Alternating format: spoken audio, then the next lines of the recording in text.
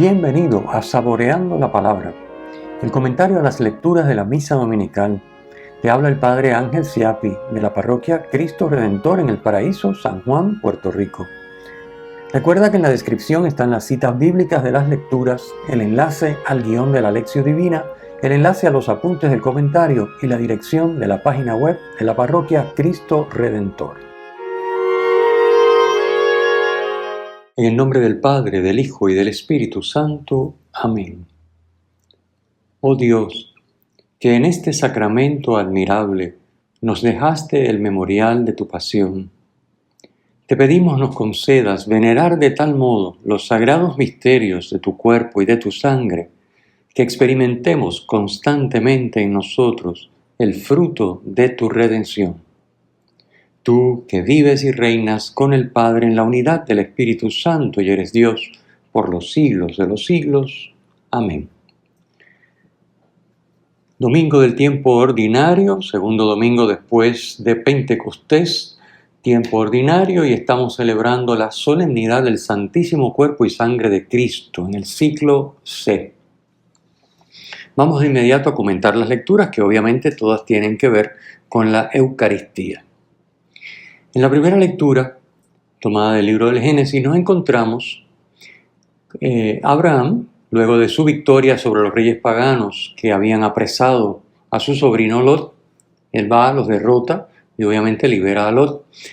Abraham es bendecido en nombre del Dios Altísimo por Melquisedec, rey y sacerdote de Salem, que la tradición judía identifica con Jerusalén o Sión. Allí se adoraba al verdadero Dios con el nombre de Dios Altísimo, como aparece en la lectura, y al que Abraham reconoce como el mismo Señor, creador de cielo y tierra. Jerusalén aparece como el lugar desde donde el Señor, que hizo los cielos y la tierra, imparte su bendición, como nos dice el Salmo 134 en el versículo 3. Con relación a este personaje Melquisedec, rey y sacerdote de Salem, la plegaria eucarística primera, o canon romano, como se conoce también, hace referencia a esta ofrenda a Dios por parte de Melquisedec, diciendo: la oblación pura de tu sumo sacerdote Melquisedec. Aparece en el canon romano, la plegaria eucarística primera. El pan y el vino que ofrece Melquisedec son señal de reconocimiento al Creador, a Dios Creador. A su vez, Abraham reconoce el derecho de Melquisedec a recibir de él el diezmo, como sacerdote del Dios Altísimo que es. El sacerdocio de Melquisedec, que aparece en este pasaje del Génesis, prefigura el de Cristo, y su ofrenda de pan y vino a Dios prefigura la Eucaristía. Melquisedec no pertenece a la familia sacerdotal de Aarón, como los sacerdotes de la antigua alianza. En la carta a los Hebreos, capítulo 7, versículo 3, señala: al no tener ni padre, ni madre, ni genealogía, ni comienzo de días, ni fin de vida, es hecho semejante al Hijo de Dios, y permanece sacerdote para siempre. El Salmo 109, con el que hoy respondemos a esta primera lectura, dice de Cristo: tú eres sacerdote eterno según el rito de Melquisedec, que es el estribillo que repetimos, tomado del versículo 4.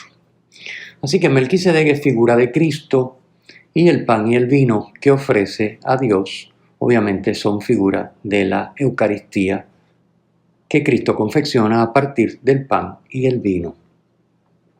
Pasemos a la segunda lectura. La segunda lectura está tomada de la primera carta de San Pablo a los Corintios. En el Nuevo Testamento hay 4 relatos de la institución de la Eucaristía. Están los 3 textos de los evangelistas sinópticos, Mateo, Marcos y Lucas. Ahí les pongo las citas para que si quieren irlos a buscar lo puedan mirar, incluso comparar, ¿verdad? Mateo capítulo 26, versículos 26 al 29. En Marcos está en el capítulo 14, versículos 22 al 25, y en Lucas, en el capítulo 22, versículos 14 al 20. Son los tres relatos de la institución de la Eucaristía en los sinópticos. El cuarto relato es el texto que hoy leemos, este fragmento de la primera carta a los Corintios de San Pablo. San Pablo deja bien claro que lo que él comunica lo ha recibido por medio de la tradición que procede en su origen del Señor. Así que es una tradición que origina en Cristo. Y eso es lo que él está consignando por escrito en estos versículos de la primera carta a los Corintios. La noche en que iba a ser entregado, dice el texto, obviamente entregado en la cruz por amor a los hombres, Jesús anticipa esa entrega, entregándose igualmente por amor a los hombres en la Eucaristía, bajo los signos de pan y vino, que él dice, esto es mi cuerpo, esta es mi sangre. Tanto la cruz como la Eucaristía son el mismo y único sacrificio de Cristo, que se consagra totalmente al Padre, entregándose a los hombres. La Eucaristía no es repetir el sacrificio de Cristo, es hacer presente el único y el mismo sacrificio de Cristo en la cruz. Recordemos esto, porque el sacrificio de la cruz es único, una vez y para siempre. Esto ya lo hemos comentado anteriormente en las explicaciones a la lectura. Por lo tanto, no se puede ni se tiene que repetir. La Eucaristía, ¿qué es lo que hace? Hace presente a nosotros, diríamos, nos hace a nosotros presente al momento de la entrega sacrificial de Cristo por amor a nosotros en la cruz. Cristo se consagra totalmente al Padre, es decir, se entrega por completo. Eso es lo que quiere decir consagrar, ¿verdad? Separar para entregar a Dios por completo. Cristo se consagra y efectivamente se entrega por amor al Padre y a nosotros en el sacrificio de la cruz, que hace presente la Eucaristía.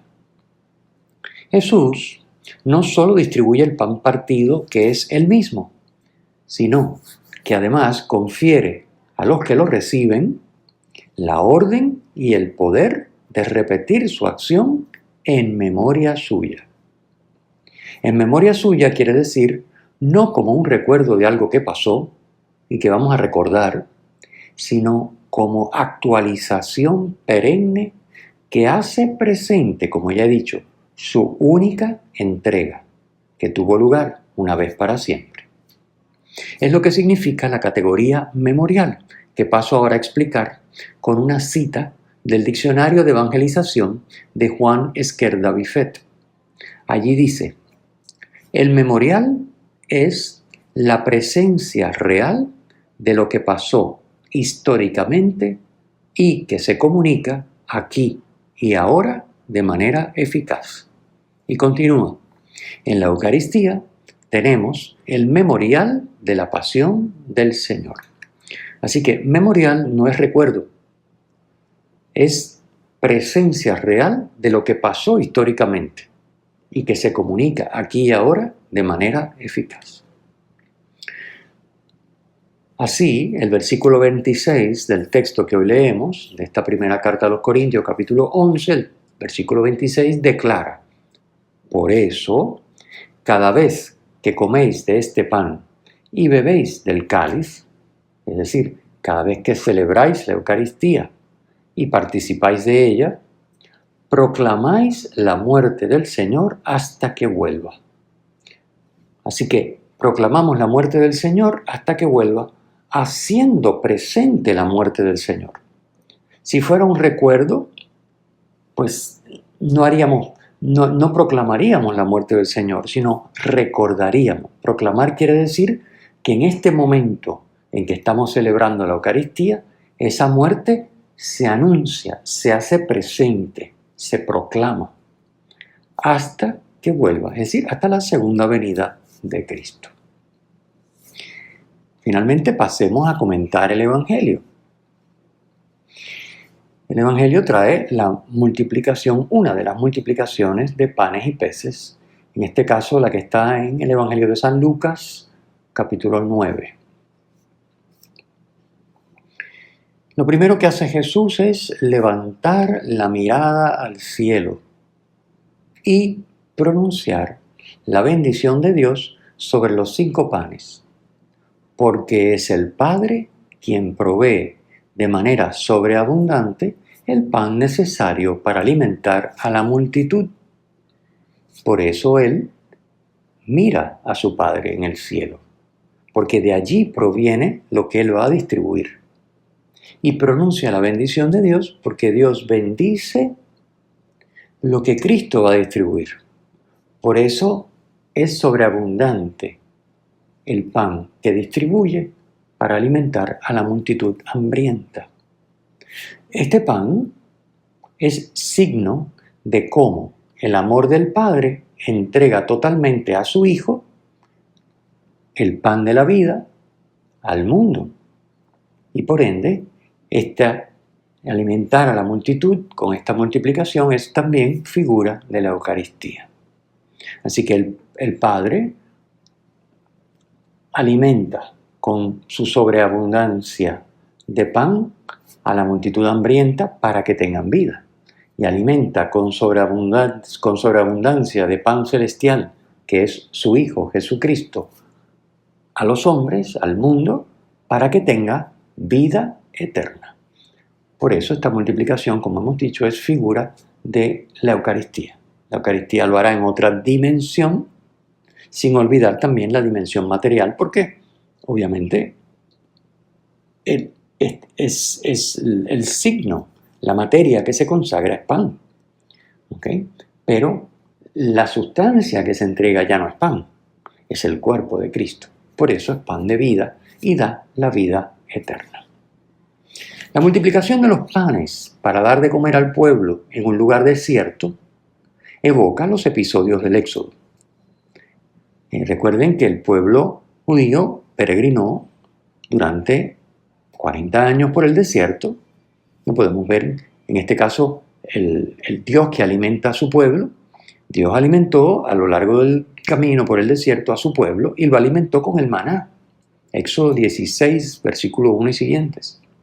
Así que, en este caso se nos dice que estaban en descampado, que estaban en un lugar desierto y que el pueblo estaba extenuado. Las mismas circunstancias en las que el pueblo judío iba por el desierto extenuado, sin posibilidad de tener alimento, y entonces Dios lo alimenta. Es lo mismo que sucede aquí. Dios alimenta al pueblo por medio de su Hijo Jesús. Por esto, también esta multiplicación es figura de la Eucaristía, ya que el maná también es figura de la Eucaristía. No es la Eucaristía, es figura. Es decir, por el maná entendemos cómo Dios alimenta al pueblo. Bueno, pues por el maná entendemos que el verdadero alimento también va a provenir de Dios y no es el maná ni es el pan, es la Eucaristía, es el pan de vida, Jesús. Así que es el alimento para nosotros los cristianos en nuestro camino por el desierto, ¿verdad? Entre comillas, de la vida hacia la tierra prometida, también entre comillas. ¿Cuál es la tierra prometida para nosotros? Dios. Los 4 verbos que aparecen en el relato, tomó, bendijo, partió y dio, que son los que Jesús realiza en la multiplicación, son los mismos que Él realiza cuando instituye la Eucaristía. La Eucaristía que es el mismo. Jesús cuando confecciona la Eucaristía, toma el pan, pronuncia la bendición, lo parte y lo da. Pues son los mismos 4 verbos que utiliza el evangelista, obviamente en una clarísima referencia a la Eucaristía, para narrarnos lo que hace Jesús con estos panes a la hora de alimentar a la multitud. En Cristo, recordemos que Cristo mismo es la Eucaristía, es Él mismo que se da. Su cuerpo, su sangre, su alma, su divinidad, Él mismo es la Eucaristía. Él mismo es el alimento, Él mismo es el pan de vida. Y por eso en Cristo se verifica el dejarse tomar por el Padre, el dar gracias al Padre y ser bendición del Padre para los hombres, el dejarse partir y repartir para que los hombres podamos tener vida eterna, la vida divina. Así que Cristo, que es el pan de vida, no solamente al instituir la Eucaristía hace los 4 verbos, realiza los 4 verbos, sino que sobre Él se realizan los 4 verbos porque la Eucaristía es Él. Para nosotros los cristianos, en este día tan hermoso, tan solemne y tan maravilloso en el que celebramos la institución de la Eucaristía, recordamos y damos gracias a Dios por ese sacramento admirable del Santísimo Cuerpo y Sangre de Cristo. Si bien es cierto que se instituye el Jueves Santo, en esta solemnidad que la Iglesia coloca justo después de terminado el tiempo pascual. Primer domingo es la Santísima Trinidad, que fue el domingo pasado, y el siguiente es el Santísimo Cuerpo y Sangre de Cristo. La Iglesia quiere agradecer este don extraordinario mediante el cual Dios mismo se entrega a nosotros de manera sacramental, real, sustancial. Recibir, por tanto, la Eucaristía no solo nos va a permitir participar de su dinámica, sino que nos exige participar de su dinámica. Esto es bien importante, porque recibir la Eucaristía no es simplemente decir, bueno, yo no tengo pecado mortal, yo no robo, yo no mato, así que por lo tanto me levanto y la reparten y yo comulgo y ya estoy en gracia, ¿verdad? Como sabemos decir muchas veces sin saber ni a qué nos referimos. Estoy en gracia y bueno, si me muero voy para el cielo.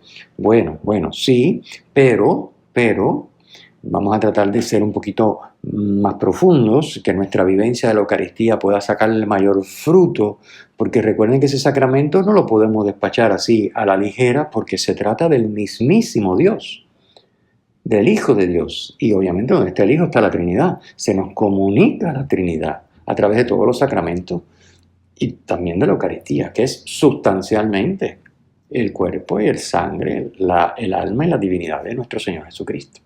Bien, así que recibir la Eucaristía para nosotros, si queremos ser verdaderamente coherentes y sacarle el fruto que Cristo quiere para nosotros, que Dios quiere para nosotros, exige y permite participar de su dinámica. Participar de la dinámica eucarística sin recibir la Eucaristía es imposible. Pero recibir la Eucaristía sin querer participar de su dinámica, que está exigida por el mismo sacramento, es anular la Eucaristía que recibimos. Esto es bien importante tenerlo claro.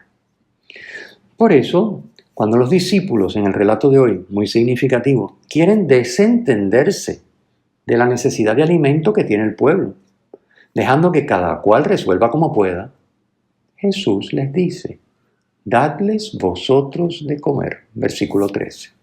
Y ahí está la clave. Recibir la Eucaristía es entrar en la dinámica del dadles vosotros de comer. Cuando hablamos de alimento, hablamos de lo necesario para la vida. Alimento no es simplemente llenarse la barriga. Alimento es una cosa importantísima porque sin alimento el ser humano muere. Sin el alimento material, el ser humano muere. Sin el alimento espiritual, la vida en comunión con Dios del ser humano, la vida de Dios en el ser humano, muere. Por tanto, hay que prestarle atención y hay que tratar de adentrarnos en esta dinámica eucarística para que realmente ese sacramento rinda el fruto que Dios quiere en ti y en mí, en cada uno de nosotros. Así que hay que entrar en la dinámica del dadles vosotros de comer. Esa dinámica está exigida y a la misma vez el sacramento nos capacita para poderla vivir. Dios hace posible lo humanamente imposible. Que nos impliquemos en primera persona en la búsqueda del bien de los demás por sobre el bien propio. Pero, para que esto se dé, no es solamente comulgar y yo seguir con mis egoísmos y mis caprichos, no. Tenemos que quererlo. Tenemos que entender que esa es la dinámica eucarística, la del darles vosotros de comer. La de implicarnos, repito, en primera persona en la búsqueda del bien de los demás por sobre el bien propio. Y entendiendo que esto es así, porque somos libres, Dios no nos obliga ni a comulgar, ni a que comulgando esta dinámica se dé en nosotros. Ojo, cuidado con esto. Así que, Sí, tenemos que entenderlo, sí, tenemos que comulgar, pero también tenemos que quererlo y permitirle a Dios actuar por medio de nosotros, como sucede en el relato, que lo plasma gráficamente de manera clarísima, como sucede en el relato cuando Jesús le da a los discípulos el pan que ellos le sirven a la gente. El que da la vida es Dios, pero Dios nos quiere implicar en ese comunicar vida a los demás, que es lo que representa el alimento, como ya expliqué. Nosotros tenemos que buscar el bien del otro, que es lo mismo que decir tenemos que amar, con lo que somos y tenemos, que es lo que hemos recibido de Dios como don. Igual que los discípulos reciben el pan para poder alimentar y dar vida a la multitud, y el pan quien lo da es Dios, nosotros recibimos lo que somos y tenemos para poder alimentar, dar vida a los demás. ¿Cómo? Buscando el bien de los demás, amándolos. Esa es la clave. Cuando no vivimos la dinámica eucarística, sino que solamente nos apoyamos en las fuerzas y en las posibilidades humanas, siempre estamos en descampado, como dice el versículo 12.